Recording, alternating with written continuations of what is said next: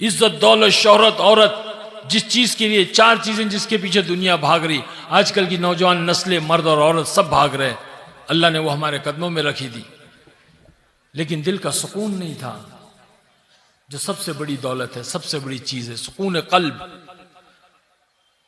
Piece of heart, दिल का सुकून। जब अल्लाह के घर की चटाई में, जमीन पर सोए, चटाई पर सोए, बिना एयर कंडीशन के सोए, अल्लाह ने वो नींद अता फरमाई, जब आंख खुली तो ऐसा लगा कि दुनिया ही बदल गई। फजर की अजान हुई, बयान हुआ, 3 दिन अपने आप को पेश किया कि इंशाअल्लाह 3 दिन जाएंगे। 3 दिन गए अल्लाह के रास्ते में, अल्लाह ने सारी दुनिया का जो है वो हकीकत को सामने लाया कि दुनिया कैसी गंदी चीज है। दुनिया के अंदर दलदल में फंसने वाला कभी नहीं निकल पाता। ये अल्लाह का एहसान है कि अल्लाह ने मेहनत चलाई सारे आलम में कि लोग आ रहे हैं, दाढ़ी ठूड़ियों में हाथ लगा रहे हैं, मिन्नतें कर रहे हैं और कह रहे हैं कि भाई अपनी ज़िंदगी में दीन लेके आओ। अल्लाह ने ये मदारिस जो बनाए हैं, ये हमारे लिए बड़ी खुशकिस्मती की बात है। ये जो मदारिस चला रहे हैं, ये बड़े बड़े अल्लाह वाले लोग हैं। ये जाहिर में नज़र आते हैं दुनियादार, लेकिन ये वाकई में जो फ़िक्रें लिए हुए हैं। हमारे अनवर हुसैन साहब ने हमें यहाँ बुलाया, जाहिर में तो नज़र आ रहे कि एक दुनियादार आदमी है, लेकिन इनकी फ़िक्रें देख कर के ऐसा लगता है कि वाकई में ये कितनी अच्छी चीज़ इनके अंदर अल्लाह ने अता फरमाई है। ऐसे सारे साथी जो मेहनत कर रहे हैं, ये मदारिस के ज़रिए से हुफ़ाज़ इकराम निकलेंगे, उलमा इकराम निकलेंगे, दीन के दाई निकलेंगे। ये बहुत बड़ी दौलत अल्लाह ने, जिसकी कदर कर लें हम भाई, इसकी कदर कर लें और अपनी ज़िंदगी को बदलने की फ़िक्र करें, मेहनत में जुड़ें, अपना जान माल वक्त दीन पर लगाएं, अपनी औलाद, अपनी बीवी, अपने बच्चों पर, अपनी नस्लों पर मेहनत करें कि दीन हमारी ज़िंदगी में आ जाए। आज हम अंदर से खोखले हो गए, आज हमारे अंदर से ईमान निकल गया, दीन निकल गया, अमाल निकल गए। आज हमारा हाल फुटबॉल का हो गया, हर कोई हमें लात मार रहा है। फुटबॉल पता है ना भाई, खेला है ना आप लोगों ने, सारी दुनिया खेलती है, हर मुल्क, हर कंट्री वाला उसको लात मारता है। 11 खिलाड़ी यहाँ से मारते, 11 खिलाड़ी यहाँ से मारते हैं।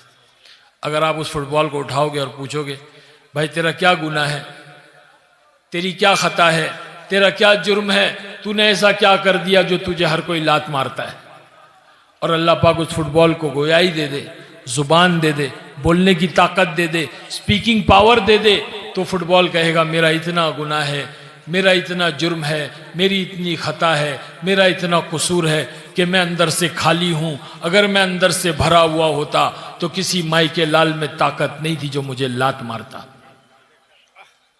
आज मुसलमान ईमान की लाइन से खाली हो गया, आज मुसलमान आमाल की लाइन से खाली हो गया, आज मुसलमान मामलात की लाइन से खाली हो गया, आज मुसलमान माशरत की लाइन से खाली हो गया।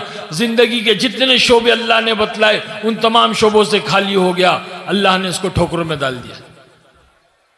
हाँ, अरे अल्लाह ने तो उसका मकाम क्या रखा था, अपना खलीफा बना करके भेजा अल्लाह ने।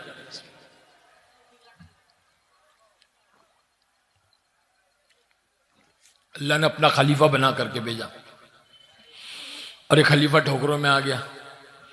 क्यों आ गया? साहबा अंदर से भरे हुए थे, ईमान की लाइन से, आमाल की लाइन से, अखलाक की लाइन से, मामलात की लाइन से, माशरत की लाइन, साहबा भरे हुए थे। तो कैसरो किसरा पे जब कदम रखे ना तो जलजले आ गए, दरिया दजला के सीनों को चाक कर दिया।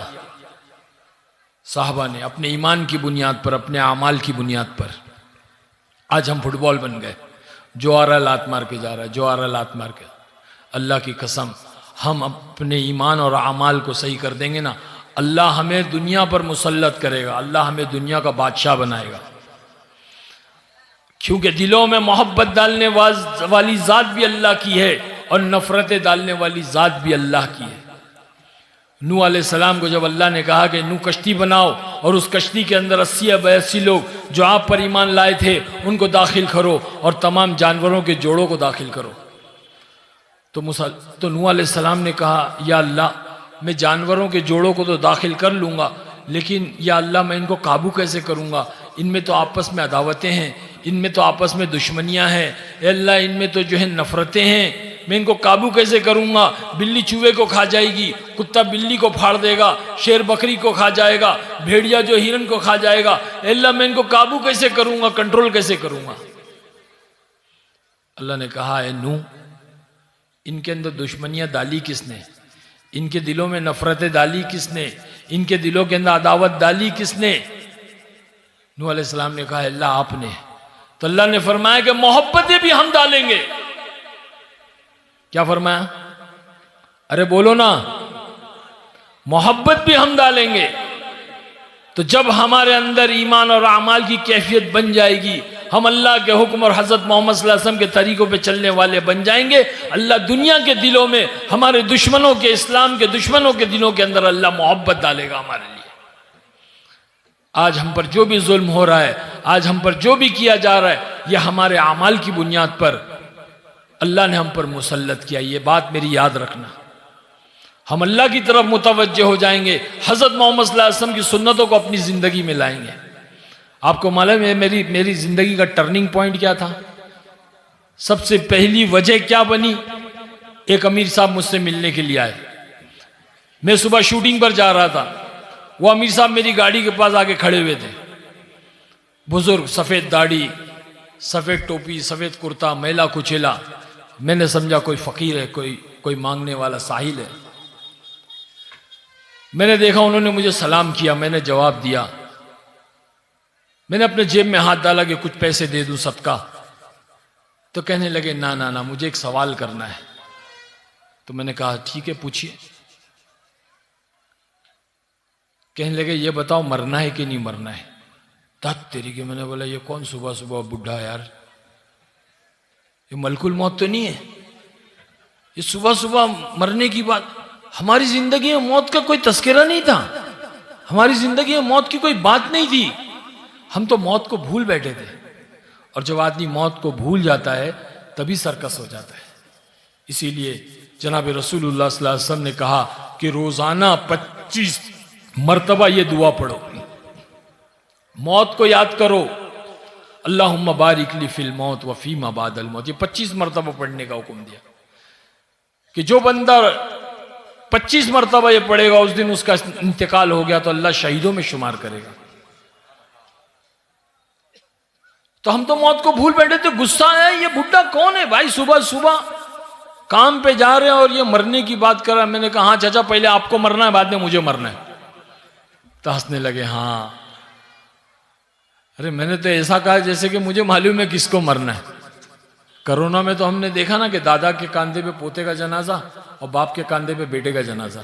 देखा कि नहीं देखा आप लोग ने? तो मैंने तो एकदम खुदाई दावा, पहले आपको मरना है बाद में मुझे मरना है। कहने लगे हाँ पहले मुझे मरना है बाद में आपको मरना। अच्छा ये बताओ कब्र के अंदर गाड़ी जाएगी कि दाढ़ी जाएगी? दूसरा सवाल, कब्र के अंदर गाड़ी जाएगी के दाढ़ी जाएगी? गुस्से में तो था मैं, एकदम तैश में आके मैंने चाचा आपका दिमाग खराब हो गया, कब्र के अंदर गाड़ी कैसे जाएंगी, कब्र के अंदर तो दाढ़ी जाएंगी। तो कहने लगे हाँ कब्र के अंदर गाड़ी नहीं जाएगी, कब्र के अंदर दाढ़ी जाएगी। फिर गाड़ी वाली जिंदगी के लिए वक्त जाया क्यों करते हो? दाढ़ी वाली जिंदगी क्यों नहीं इख्तियार करते? दाढ़ी वाली जिंदगी तो जनाब रसूलुल्लाह सल्लल्लाहु अलैहि वसल्लम की जिंदगी। बस ये कहकर सलाम करके चले गए। मैं देखते रहा उस बूढ़े शख्स को कि क्या कह दिया। वो कहते ना अल्लाह वालों की जब निगाह पड़ जाती है, किसी मर्द मोमिन की जब निगाह किसी पर पड़ जाती है तो अल्लाह उसकी दिल की दुनिया की कैफियत बदल देता है।